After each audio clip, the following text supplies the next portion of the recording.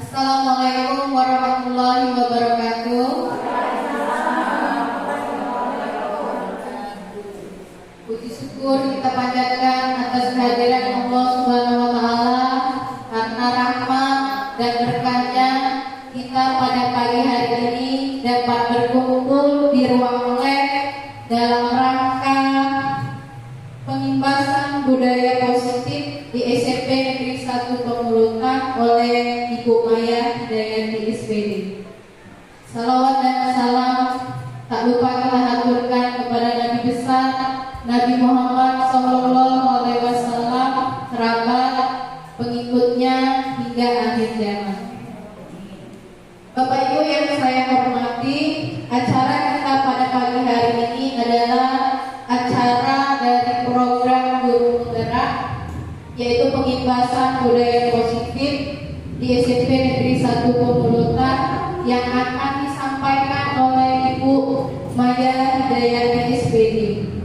Untuk mempersingkat waktu, kita langsung saja persilakan kepada Ibu Maya untuk menyampaikan ilmunya. Kepada Ibu Maya kami persilakan. Assalamualaikum warahmatullahi wabarakatuh.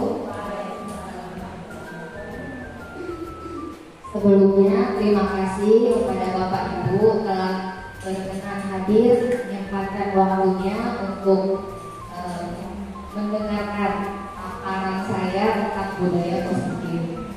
Sebenarnya Bapak Ibu, budaya positif ini kami pelajari dalam pendidikan guru penggerak pada modul 1.4. Jadi pembebasan ini adalah sebagai pemenuhan tugas kami, tugas aksi nyata pada modul tersebut. Jadi di sini saya bukan menggurui atau mengajarkan ya, mengajari gitu ya Pak Ibu, tapi kita sama-sama sharing apa yang telah saya dapatkan dari modul-modul calon guru penggerak modul 1 khususnya kepada Bapak Ibu semua agar bisa kita implementasikan di sekolah yang kita tercinta ini. Oke, langsung saja Bapak Ibu. Nah, materi kita ada 5. Yang pertama tentang budaya positif, kemudian keyakinan kelas, lalu 5 kebutuhan dasar manusia, 5 posisi kontrol guru, dan segitiga restitusi. Terlihat ya Bapak Ibu ya. Oke, budaya positif.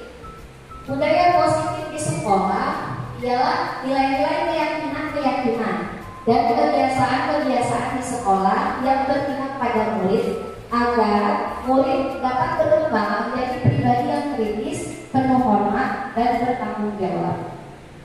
Dalam mewujudkan budaya positif ini, guru memegang peran sentral. Jadi kita ini peran utamanya tuh untuk menumbuhkan budaya positif pada anak didik kita.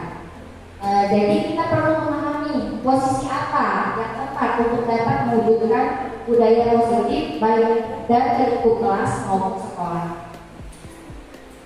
Lanjut Ibu. Nah, untuk memulai budaya positif, pertama kita mulai dari keyakinan kelas.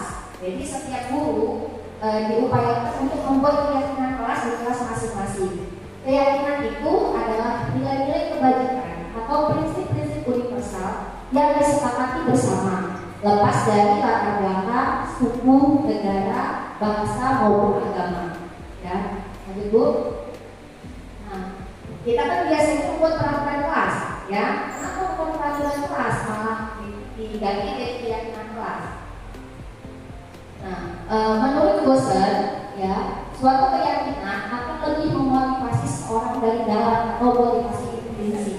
Jadi anak-anak itu termotivasi dari dalam, bukan karena takut akan peraturan. Jadi dia sadar akan pentingnya keyakinan itu, makanya dia belajar untuk menumbuhkan budaya positif dalam dirinya. Seorang anak lebih tergerak dan bersemangat untuk menjalankan keyakinannya daripada hanya sekadar mengikuti serangkaian peraturan.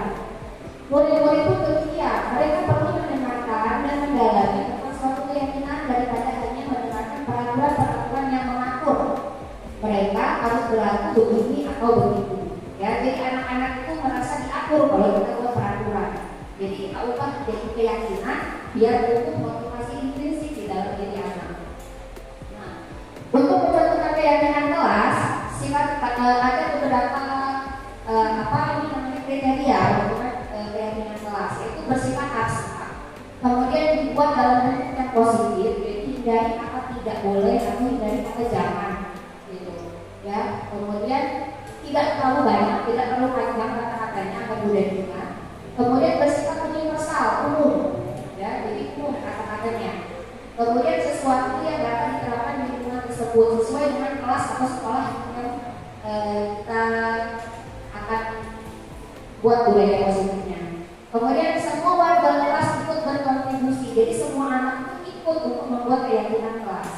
Dan yang terakhir dapat ditinjau kembali jika ada sesuatu yang ingin ditambahkan atau misalkan ingin dikurangi gitu, jadi harus ada peninjauan kembali secara rutin, ya.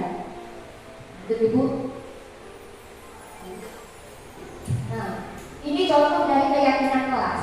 Biasanya kita akan buat kembalikan barang kepada tempatnya. Jadi kita buat begitu, ya.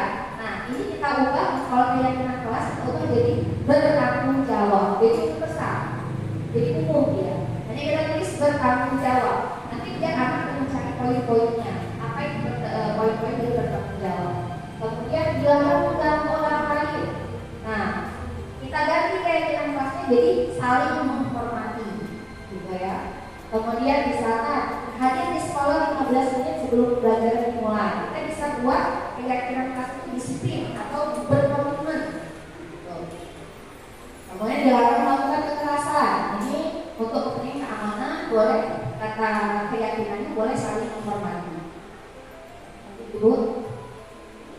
Nah, pada dasarnya untuk anak-anak yang bermasalah itu sebenarnya mereka belum memenuhi dari 5 kebutuhan dasar manusia, ya. Manusia itu ada 5 kebutuhan dasar. Yang pertama itu adalah kebutuhan bertahan hidup, yang pertama. Kemudian kebutuhan cinta dan kasih sayang, lalu kebutuhan akan kesenangan, kebebasan dan penguasaan. Seluruh tindakan manusia memiliki tujuan tertentu. Semua yang kita lakukan adalah usaha terbaik kita untuk mendapatkan apa yang kita inginkan. Ketika kita mendapatkan apa yang kita inginkan, sebetulnya saat itu kita sedang memenuhi satu atau lebih dari satu kebutuhan dasar kita, yaitu kebutuhan bertahan hidup atau survival, cinta dan kasih sayang, love and belonging, kebebasan, freedom dan kesenangan fun. Kemudian terakhir ada kekuasaan power. Jadi ketika seorang murid itu melakukan suatu perbuatan yang bertentangan dengan nilai-nilai kebajikan, berarti dia lagi berusaha untuk memenuhi dari 5 kebutuhan dasar yang belum terpenuhi. Dia merasa belum terpenuhi. Semua orang senantiasa berusaha untuk memenuhi kebutuhannya dengan berbagai cara. Bila mereka tidak mendapatkan kebutuhannya dengan cara positif, mereka akan mencoba dengan cara yang negatif. Itulah makanya anak-anak kita adik bandel, ya. Kemudian seorang murid yang tidak begitu berhasil di akademik, mungkin kebutuhannya akan kekuasaan tidak terpenuhi di sekolah. Jadi dia mulai dengan mengganggu awalnya, berusaha menunjukkan mau bermain dengan kawan-kawannya, menunjukkan kalau begitu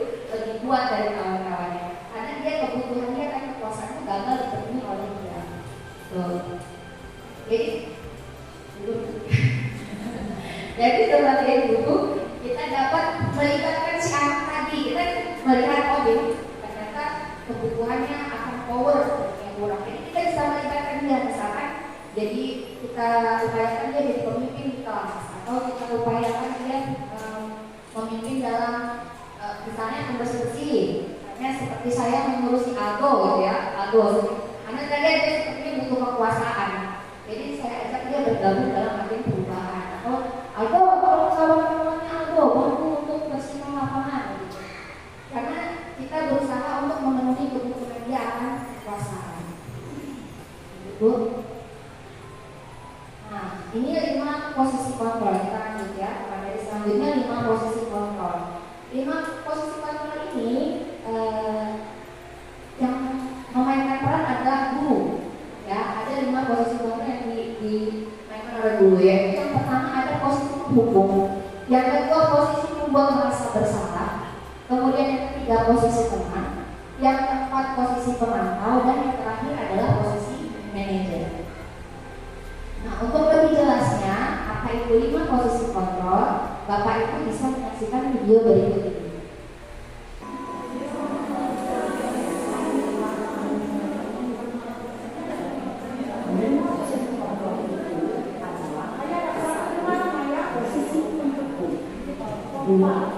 Posisi pembuat merasa bersalah. 3. Posisi teman. 4. Posisi pemantau atau monitor. Dan 5. Posisi manajer. Untuk lebih memahami 5 posisi tersebut, mari kita saksikan kasus Naden yang terlambat pada 20 menit sekolah dan melihat bagaimana 5 posisi kontrol dalam menghadapi masalah tersebut.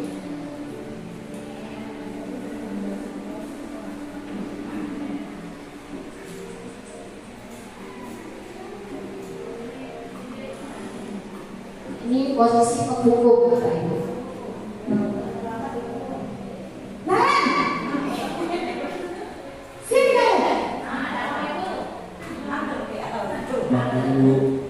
Selalu terlambat. Kamu deh pasti terlambat. Maaf Bu, saya Apa? Apa coba? Alasan kamu apa lagi? Kapan sih kamu tidak terlambat? Malas sekali ya kamu jadi anak. saya Dasar malas. Gak kapok-kapok sih kamu. Sudah berapa kali terlambat? Sana, kamu keliling lapangan basket 2 kali. kenapa saya harus beli basket Bu? Kenapa? Kamu melihat ibu berani-beraninya jawab sudah terlambat masih berani jawab pula. Sekarang keliling lapangan basket 5 kali sekalian biar kapok. Cepat pergi sana ke lapangan basket. Hukum biasanya berbicara dengan nada tinggi, menghabis, menunjuk-nunjuk, menyakiti, dan menyindir. Hukum bisa berupa fisik maupun psikis. Ibu dan bapak guru hebat. Dampak yang terjadi pada murid ketika guru berada pada posisi penghukum adalah murid cenderung akan memberontak, bahkan menyimpan dendam.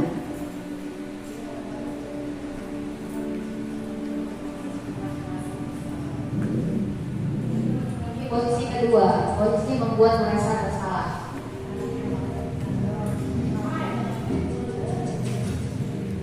Ini badan di hebat ya.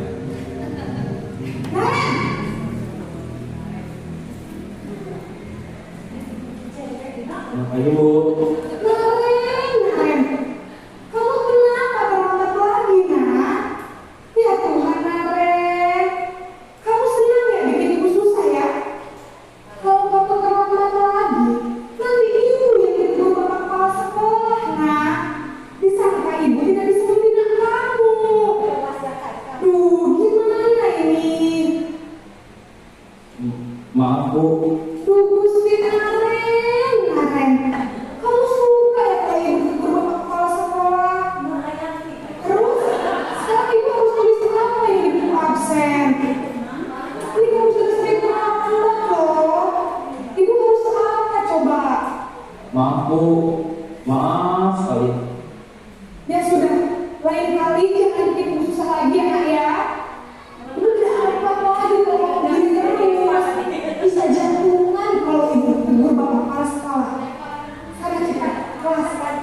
Maaf ya Bu, maaf sekali.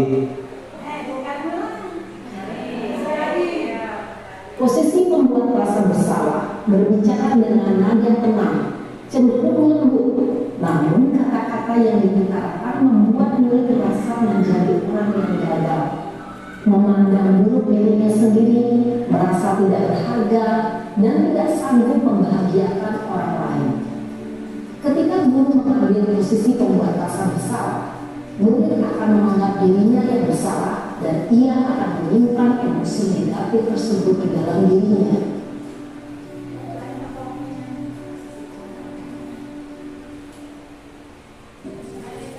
Di posisi ketiga, jadi posisi sebagai teman.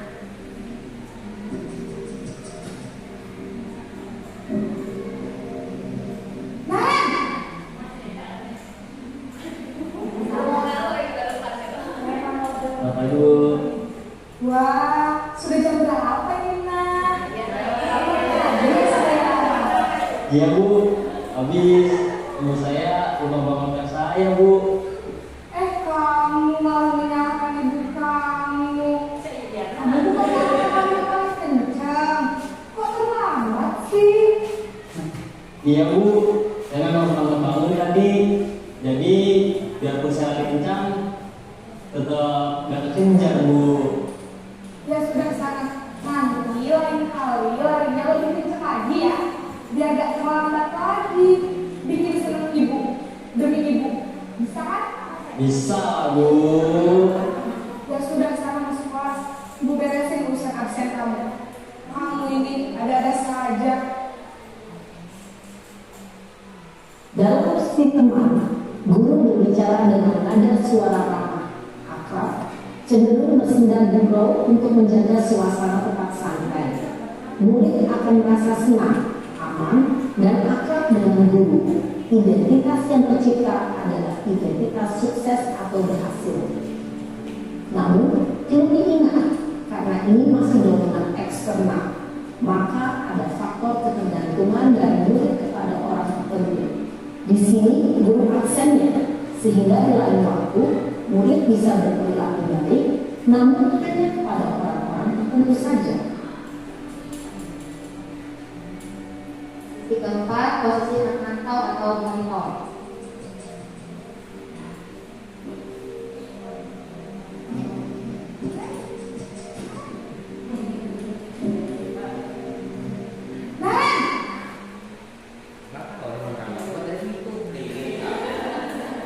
Ini Bu, Nah, Ren, apa peraturan sekolah kita tentang jam berapa kita harus masuk sekolah, Nak?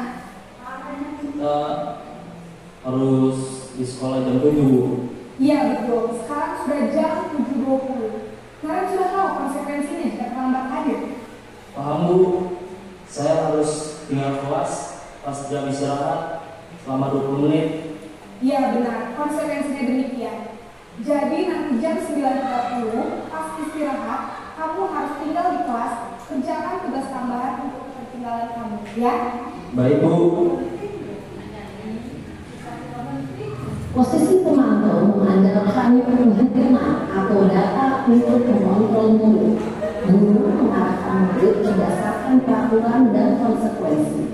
Seorang pemantau menunjukkan bahasa tubuh dan ekspresi wajah yang datar dan cenderung formal.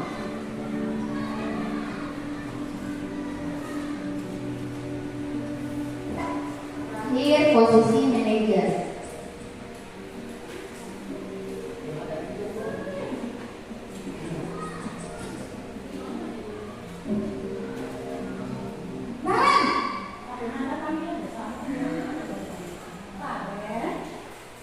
Pagi Bu. Selamat pagi, Naren. Maaf Bu, saya terlambat. Iya, sekolah masuknya jam 7, sekarang sudah jam 7.20. Jadi sekarang bagaimana nih, Naren? Maaf Bu, saya lupa saat saya semalam. Baiklah, menurut kamu, keyakinan sekolah yang mana yang perlu kamu tingkatkan? Menghargai diri sendiri dan orang lain mungkin ya Bu. Setuju. Jadi, apakah Naren meyakini prinsip saling menghormati tersebut? Iya Bu, saya meyakininya. Apakah Naren bersedia memperbaiki masalah Bersedia Bu. Bagaimana kamu akan perbaiki masalah keterlambatan ini? Saya akan coba untuk tidak lupa menyetel alarm saya Bu. Baik, kalau kalian perlu alarm di rumah, ada orang yang kira-kira bisa bantu mengingatkan tidak? Ada Bu. Kakak saya, Kak Emma. Ada lagi selain Kak Emma? Selain Kak Emma, ada ibu saya. Baik, jadi yang mengingatkan Anda adalah Kak Emma dan Ibu Maria. Kira-kira akan mulai setelah alarm kapan ya, Ren? Setelah pulang sekolah, akan segera saya lakukan. Baik, jadi Naren akan setel alarm untuk bangun besok pagi dan akan diingatkan oleh kakak dan ibunda Naren ya. Ada lagi yang mungkin perlu dilakukan Naren agar tidak terlambat bangun lagi. Tidak ada Bu. Baik Naren, terima kasih untuk kerjasama kamu. Sekarang kamu kembali ke kelas untuk belajar. Baik Bu, terima kasih. Posisi manajer adalah posisi kontrol yang disarankan untuk membimbing murid memiliki sikap disiplin yang positif, yaitu murid yang mandiri, bertanggung jawab, dan dapat memecahkan masalah. Tujuan dari posisi ini adalah agar murid dapat merefleksi atas tindakannya. Guru akan dengan tulus memberikan pertanyaan-pertanyaan bermakna, sehingga membuat murid dapat belajar dari kesalahannya dan mencari sebuah solusi untuk menyelesaikannya. Ibu dan bapak guru hebat, setelah mengamati adegan kelima posisi kontrol tadi, kira-kira posisi mana yang paling ideal? Posisi mana yang dapat menunjang motivasi intrinsik murid? Ya, tentu posisi manajer. Posisi ini memang posisi ideal yang ingin dituju setiap pendidik. Pada posisi inilah, guru dapat menerapkan disiplin positif dan berpihak pada murid yang memerdekakan murid. Perjalanan seorang pendidik tentunya tidak mudah untuk sampai pada posisi seorang manajer.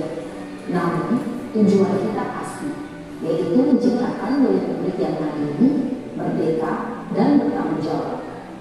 Semoga penggambaran 5 posisi kontrol yang telah diperlihatkan ini dapat menjadi ajang refleksi bagi kita semua, agar dapat terus mengasah dan menerapkan disiplin positif yang memerdekakan murid. Mari terus berlatih dan bersemangat. Selamat menerapkan. Salam dan bahagia Ibu dan Bapak Guru hebat.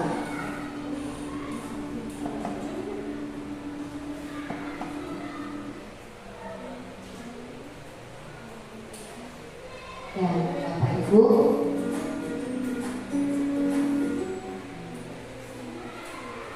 Bapak Ibu, itu tadi sedikit video tentang 5 implementasi 5 posisi kontrol pada guru. Saya akan lanjutkan lagi ya. Yang materi yang kelima yaitu segitiga restitusi. Restitusi adalah proses menciptakan kondisi murid untuk memperbaiki kesalahannya sehingga mereka bisa kembali ke kelompok dengan karakter yang lebih kuat.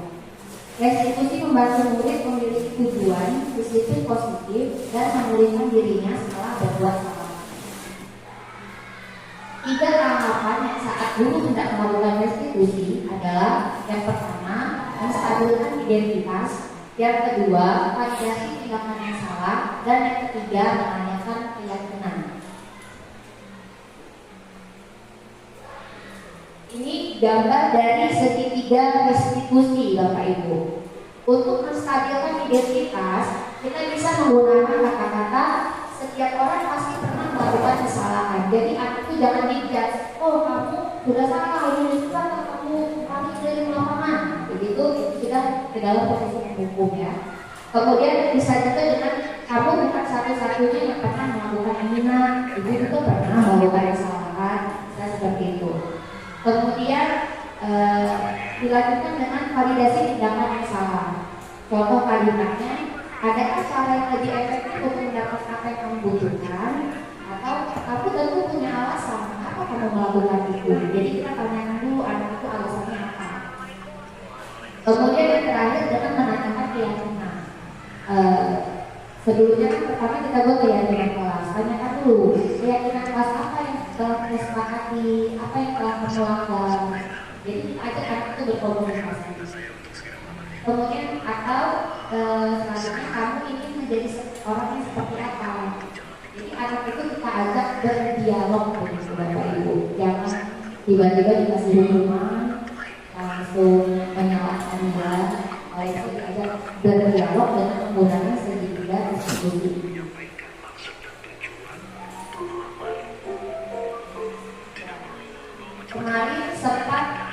Kemarin sempat melakukan praktik segitiga restitusi di sekolah ini bersama 2 orang murid, Bonina dan Rangga. Mohon kesediaannya Bapak Ibu untuk mengaku Bapak Ibu.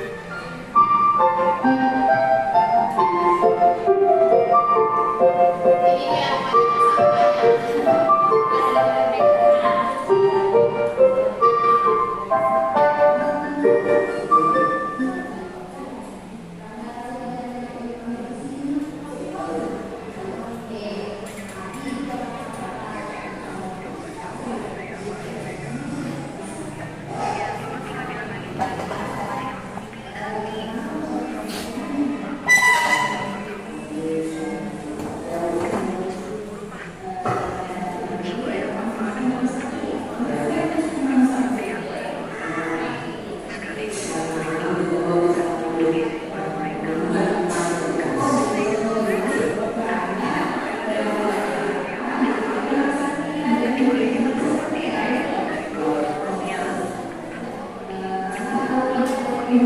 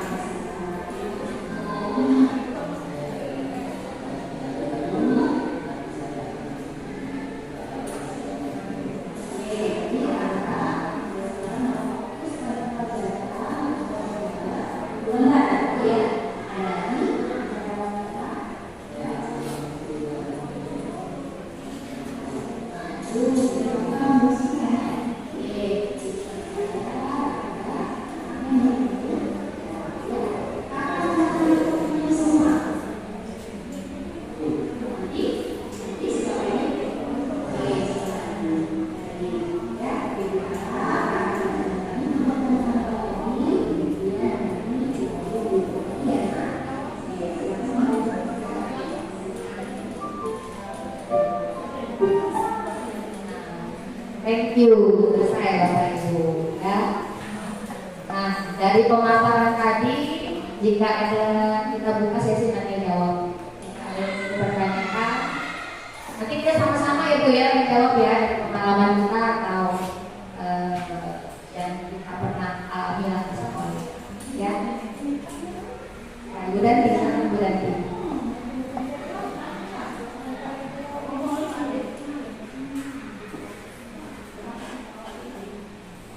Baiklah, Assalamualaikum warahmatullahi wabarakatuh.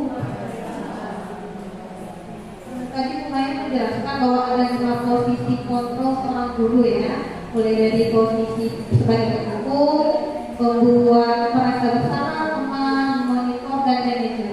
Nah, ini saya tanyakan, apakah kelima posisi ini dapat digabungkan secara langsung atau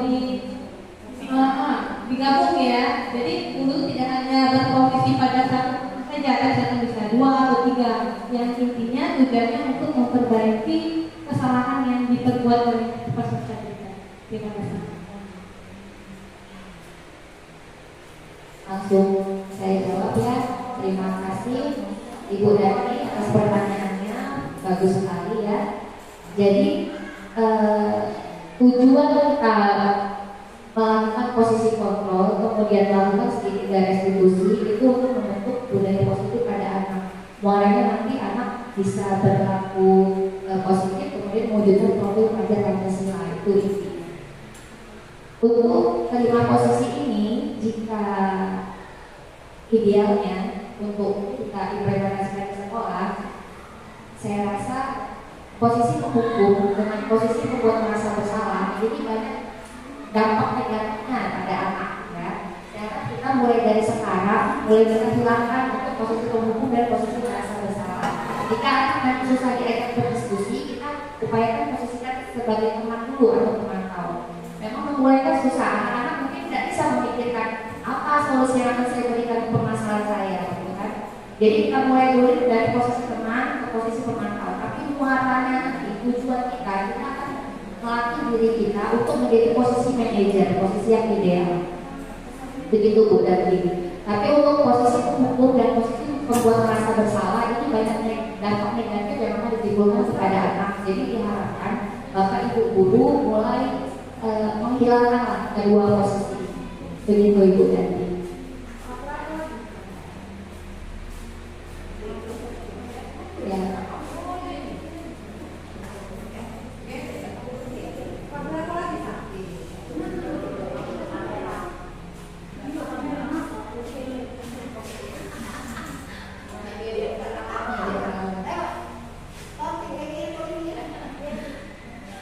Baiklah Bapak Ibu, sebelumnya setelah kita saya sudah menyampaikan 5 materi, ya, ada kuis Bapak Ibu. Nah, untuk menyegarkan pikiran kita ya, kuisnya berdasarkan dari materi pemaparan materi tadi.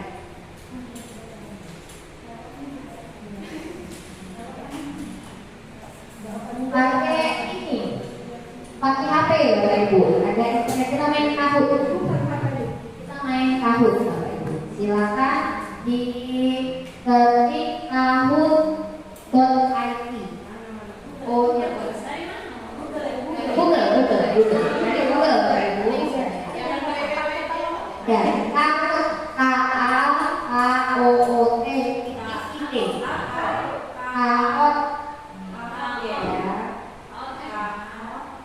Ya, Kahoot.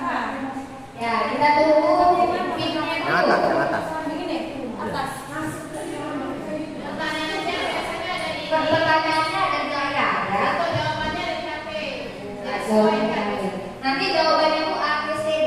Tunggu lagi. Lagi ya. Tunggu lagi. Nah, ini pinnya Bapak Ibu. 7817915. Sampai kalau presidennya ada kalau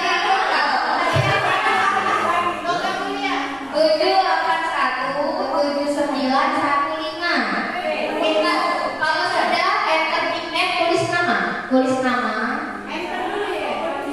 Kalau tulisannya nickname tulis nama. Tulis nama terus oke. Tulis nama terus oke. Murayati. Ya, enter. Ya, kalau nama ya.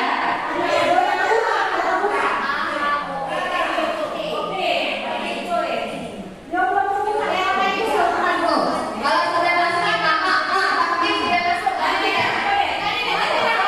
Bangke sudah masuk. Bangke sudah masuk. Bangke. Ayo mana lagi? Ini yuk. 7817915. Yuniati Eka Meka. Sudah masuk. Ya, tergantung foto masing-masing. Yuniati masuk sudah.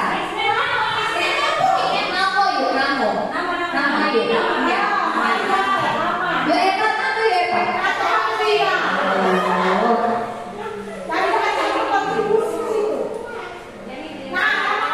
Nama dari Risma masuk. Satu lagi. Ada kemungkinan dapat Sudah. Maya masuk. Lanjut. Ganti dulu. Ganti sudah. Oke, kita lanjut ya. Oke, sudah.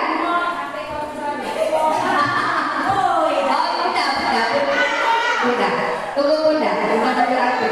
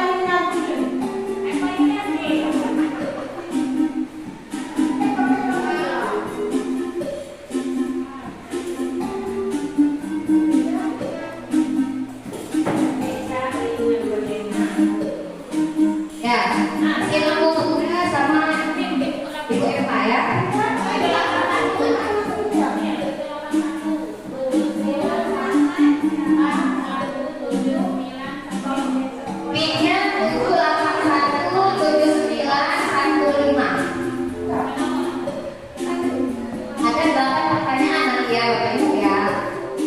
Yang diambil juara 1, 2, dan 3. Ada Bapak Mulia, ada umroh, sama Eropa.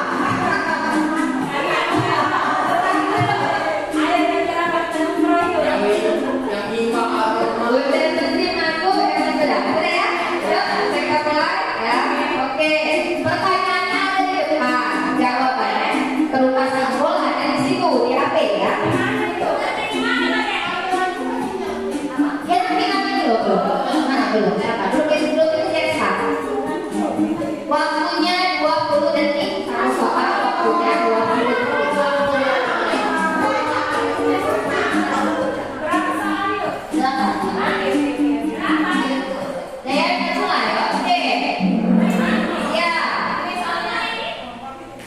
Bukan yang positif.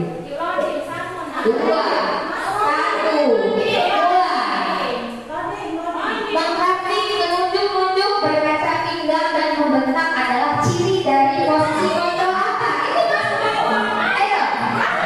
Simbolnya. Lihat warna.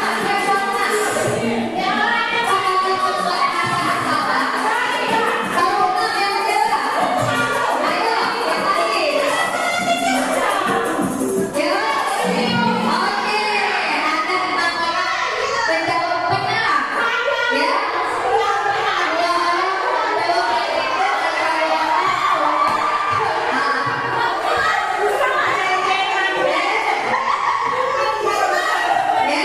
jadi jawabannya adalah posisi apa? Oke, kita lanjut ya. Pak, ganti pemegang pemimpin pertama, kemudian bangkit dilanjutkan dengan Eva Yulianti. Oke, lanjut yang lain, masih ada pertanyaan. Lanjut ya, siap. Guru tembak beserta guru untuk mengangkat suasana, termasuk ciri posisi kontrol. Yang mana? Ini soalnya di atas. Ayo, sebelah, tunggu. Baru tahu apa?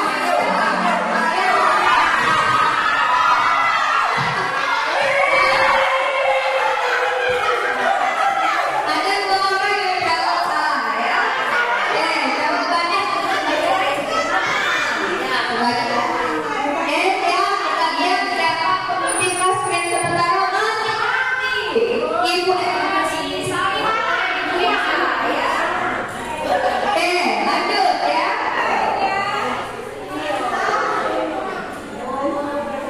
Saat guru mengajarkan perhitungan atau data untuk mengontrol murid adalah posisi apa?